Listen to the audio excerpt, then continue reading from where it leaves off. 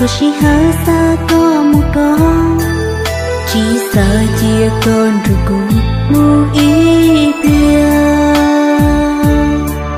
Có thìa vô tu cứ sợ nhỏ gì, cô sợ nhỏ đời có sợ mòn.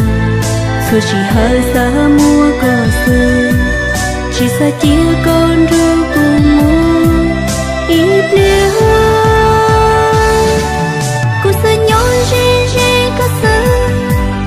Cho có lời chỉ mua lánh từ ủa cố yêu nương bao lý có lắm.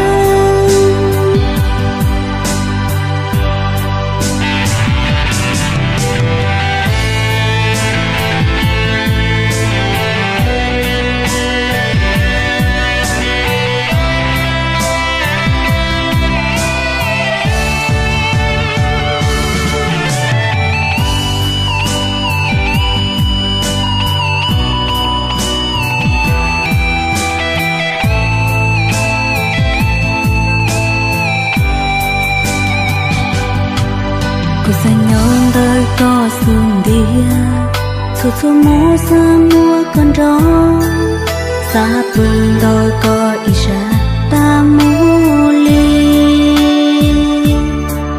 Cú xa nhon rêu nó có lúc lâu thiệt.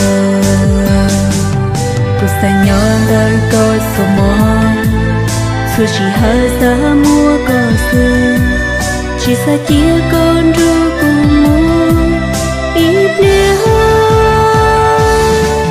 Cô sợ nhỏ rê có sợ, cho có lời chỉ mua lánh từ ủa cố yêu nương bao lý có lắm. Ủa cố yêu nương bao lý có lắm. Cô sợ nhỏ đời có ý sợ, thôi chỉ hở xa có một con, chỉ sợ chia con rồi cũng mu ý bia.